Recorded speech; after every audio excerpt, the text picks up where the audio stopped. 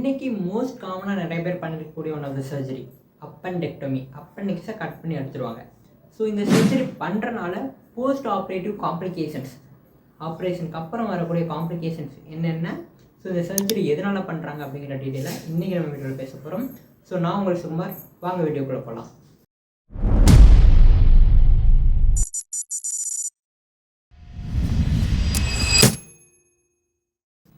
இந்த அப்பெண்டிக்ஸ் அப்படிங்கிறது small இன்டெஸ்டைனும் large இன்டெஸ்டைனும் meet பண்ணக்கூடிய ஒரு இடத்துல இருக்கும். ஓகேவா? ஸ்மால் இன்டெஸ்டைனில் 3 பார்ட் இருக்குது, டியோடனம், ஜெஜனம், இலியம். அதே போல் லார்ஜ் இன்டெஸ்டைனில் 3 பார்ட் இருக்குது, சீக்கம், கோலன், ரெக்டம். ஸோ இந்த இலியமும் இந்த சீக்கமும் மீட் பண்ணக்கூடிய இடம். ஓகேவா? இலியோசீக்கல் ஜங்ஷனில் தான் நமக்கு இந்த அப்பெண்டிக்ஸ் ப்ரெசென்ட் ஆகிருக்கும். அப்பெண்டிக்ஸ் பார்த்தோம்னா ஸ்மால் டியூப் லைக் ஸ்ட்ரக்சரில் இருக்கும். இந்த அப்பெண்டிக்ஸ் பார்த்தோம்னா ஒரு ரிசர்வியர் ஆகாது. ரிசர்வியர் அப்படிங்கிறது நம்மளுடைய கட் பாக்டீரியாஸ்லாம் பார்த்தீங்கன்னா இங்கே தங்கியிருப்பாங்க. அப்பெண்டிக்ஸில் கட் பாக்டீரியா தங்கி நமக்கு ஹெல்ப் பண்ணுறாங்க. இது பார்த்தீங்கன்னா குட் பாக்டீரியாஸ்.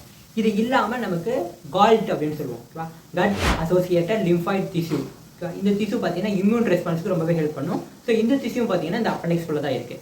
இது இல்லாமல் பி லிம்ஃபோசைட் மெச்சூர் ஆகிறதுக்கு இந்த அப்பெண்டிக்ஸ் ஹெல்ப் பண்ணுறாங்க. ஓகேப்பா, இந்த அப்பெண்டிக்ஸ் நமக்கு நல்லதான பண்ணுது, இதையே நம்ம சர்ஜரி பண்ணி ரிமூவ் பண்ணுறோம் அப்படின்னு கேட்டிங்கன்னா, நார்மலாக இருக்கக்கூடிய அப்பெண்டிக்ஸை நம்ம சர்ஜரி பண்ணி ரிமூவ் பண்ண மாட்டோம். அப்பெண்டிசைட்டிஸ் அப்படின்ற ஒரு கண்டிஷன் இருக்கக்கூடிய அப்பெண்டிக்ஸை மட்டும் தான் நம்ம ரிமூவ் பண்ணுவோம்.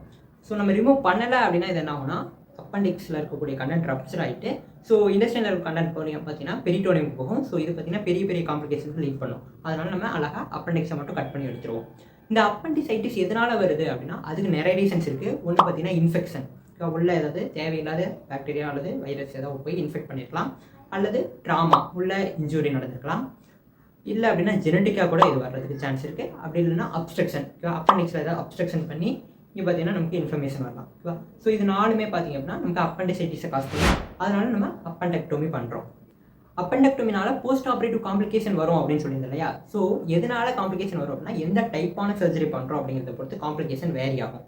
2 டைப்பான அப்பெண்டெக்டோமி இருக்குது. ஒன்று பார்த்தீங்கன்னா ஓப்பன் அப்பெண்டெக்டமி, நம்ம டேரெக்டாக அப்டமினல் இன்சிஷன் பண்ணி அப்பெண்டிக்ஸை டேரெக்டாக கட் பண்ணி வெளியே எடுக்கிறது ஓப்பன். அதே போல் லேப்ரோஸ்கோப்பியும் இருக்குது. 0.5 இன்ச் மட்டுமே இன்சிஷன் பண்ணி லேப்ரோஸ்கோப் மூலமாக சர்ஜரி பண்ணுவாங்க. அது லேப்ரோஸ்கோபிக். ஓகே, இதில் ஃபஸ்ட்டு காம்ப்ளிகேஷன் என்ன அப்படின்னா, நம்ம வயிற்று கிழிக்கிறோம், அப்டமினல் இன்சிஷன் பண்ணுறோம் அப்படின்னாலே ஆட்டோமேட்டிக்காக என்விரான்மெண்டல் எக்ஸ்போசர் இருக்குது. ஸோ ஃபஸ்ட் ப்ராப்ளம் என்னென்னா இன்ஃபெக்ஷன் வந்துடும். ஸோ நமக்கு இன்சிஷன் பண்ணுற இடத்துல இன்ஃபெக்ஷன் வரும்போது பார்த்தீங்கன்னா அந்த இடத்துல பெயின், ஸ்வெல்லிங், ரெட்னஸ், சம்டைம்ஸ் பார்த்தீங்கன்னா பஸ் அப்படிங்கிறது ஸ்தலம் கட்டுறது அப்படின்னு சொல்லுவோம் இல்லையா? ஸோ இந்த மாதிரியான ப்ராப்ளம்லாம் வரும். அடுத்த காம்ப்ளிகேஷன் என்ன அப்படின்னு பார்த்தோம்னா ப்ளீடிங். ஸோ நம்ம சர்ஜரி பண்ணுறப்ப கட்லாம் பண்ணுறோம் இல்லையா? ஸோ கட் பண்ணும்போது ஆட்டோமேட்டிக்காக பிளட் வெசல்ஸ்லாம் ரப்ச்சர் ஆகும். ரப்ச்சர் ஆகும்போது ஆட்டோமேட்டிக்காக ப்ளீடிங் நடக்கும். ப்ளீடிங் ரொம்பவே எக்ஸஸாக போயிடுச்சு அப்படின்னா பிளட் ட்ரான்ஸ்ஃபியூஷன் பண்ணுறது நல்லதான். அடுத்த காம்ப்ளிகேஷன் பார்த்தோம்னா ஸ்கார் ஃபார்மேஷன். நமக்கு உள்ள ஊண்டு இருக்குது அப்படின்னு பார்த்தோமா, நம்ம கட் பண்ணி எடுத்த இடத்துல புண்ணு கண்டிப்பாக இருக்கும். ஸோ அந்த புண்ணு ஹீல் ஆகும்போது பார்த்தீங்கன்னா ஸ்கார், தழும்பு, இங்கே எப்படி தழும்பு ஃபார்ம் ஆகுது அந்த மாதிரி உள்ளேயும் தழும்பு ஃபார்ம் ஆகும். ஸோ அந்த தழும்பு என்ன பண்ணும் அப்படின்னா ஸ்மால் இன்டெஸ்டைனில் பிளாக் பண்ணுறதுக்கு வாய்ப்பு இருக்குது. ஸோ பிளாக் பண்ணிருச்சுன்னா அதனால ஒரு சில ப்ராப்ளம்ஸ் வரும். பிளாக் ஆகிட்டா என்னென்ன மாதிரியான சிம்டம்ஸ் இருக்கும் அப்படின்னா, அப்டமினல் பெயின் இருக்கலாம், நாசியா, வாமிட்டிங், இந்த மாதிரியான சிம்டம்ஸ் இருக்கும். இது இல்லாமல் ப்ளோட்டிங் இருக்கும். ப்ளோட்டிங் அப்படின்னா வயிறு ஊதிக்கிச்சு அப்படின்னு சொல்லுவோம் இல்லையா? ஸோ எவ்வளோ சாப்பிட்டாலும் பசியே எடுக்காது. ஓகேவா? ஸோ நம்ம சாப்பிட்டோம்னே இருந்தால் கூட பசி எடுக்காது, வயிறு ஃபுல்லாக இருக்க மாதிரி இருக்கும். ஸோ அதான் ப்ளோட்டிங் அப்படின்னு சொல்லுவோம். அடுத்த காம்ப்ளிகேஷன் பார்த்தோம்னா இலியஸ். இலியஸ்னால் நமக்கு நார்மல் பவுல் ஃபங்க்ஷன் இம்பேர் ஆகிறது. பவுல் ஃபங்க்ஷன்னா நார்மலாக மோஷன் போகுது இல்லையா? ஸோ இதை தான் பவுல் ஃபங்க்ஷன் அப்படின்னு சொல்லுவோம். இந்த இலியஸ் வர்றது ஏன் அப்படின்னு பார்த்தீங்கன்னா, நமக்கு இண்டஸ்டைனில் அனஸ்தீசியா கொடுக்கும். அப்படி கொடுக்கும்போது நமக்கு நார்மல் மூமெண்ட்ஸ் வந்து நடக்காது. ஓகேவா? ஸோ அங்கே மூமெண்ட்ஸ் எதுவும் நடக்கல அப்படின்னா, ஸோ நமக்கு ஸ்டூல் மூவ்மெண்ட்லாம் இருக்காது இல்லையா? ஸோ இது ஒரு பேசேஜ் தானே. ஸோ அங்கே மூவ்மெண்ட் நடந்தால் தான் நமக்கு பவுல் ஃபங்க்ஷன்லாம் நார்மலாக இருக்கும். ஸோ அதனால் இலியஸ் அப்படின்ற ஒரு காம்ப்ளிகேஷன் வருது. அடுத்ததாக யூரினரி ரெட்டன்ஷன். நம்ம சர்ஜரி பண்ணி முடிச்ச உடனே பார்த்தோம்னா நமக்கு யூரினேஷன் ப்ராசஸ் நார்மலாக நடக்காது. நம்ம டெம்பரரியாக கத்திட்டர் போடுற மாதிரி கூட வரதுக்கு சான்சஸ் இருக்குது. அடுத்ததாக நமக்கு நிமோனியா அல்லது ரெஸ்பிரேட்டரி ப்ராப்ளம் வரலாம். எதனால அப்படின்னா, நமக்கு ஜென்ரல் அனஸ்தீசியா கொடுக்குறாங்க. நம்ம டோட்டல் பாடியும் பார்த்தீங்க அப்படின்னா மதம் இருக்கும். அப்போதைக்கு டேரெக்டாக ஒரு இன்ஃபெக்ஷன் டேரெக்டாக மூக்குக்குள்ளே போய்ட்டு லங்ஸுக்கு போக முடியும்.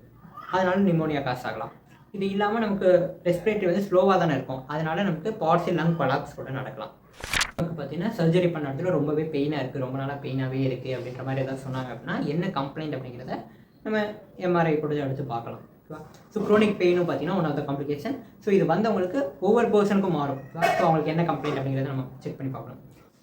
ஓகே கேஸ், இன்றைக்கி நம்ம வீடியோவில் அப்பெண்டிக்ஸ்னால் என்ன, அப்பெண்டிசைட்டிஸ்னால் என்ன, அதுக்கு என்ன சர்ஜரி பண்ணுறோம், அப்பெண்டெக்டமினா என்ன, அப்பெண்டெக்டமி பண்ணுறதுனால நமக்கு என்ன மாதிரியான போஸ்ட் ஆப்ரேட்டிவ் காம்ப்ளிகேஷன்ஸ் வருது அப்படிங்கிறத பற்றி ரொம்பவே டீட்டெயிலாக பேசியிருக்கோம். பிகாஸ் இன்றைக்கி நம்ம வீடியோ உங்களுக்கு ரொம்ப பயனுள்ளதாக இருக்கும் அப்படின்னு நம்புகிறேன். நெக்ஸ்ட் வீடியோவில் வேறு ஒரு சர்ஜரியோட போஸ்ட் ஆப்ரேட்டிவ் காம்ப்ளிகேஷன்ஸ் பற்றி டீட்டெயிலாக பேசலாம். தேங்க்ஸ் ஃபார் வாட்சிங் கைஸ். டாட்டா.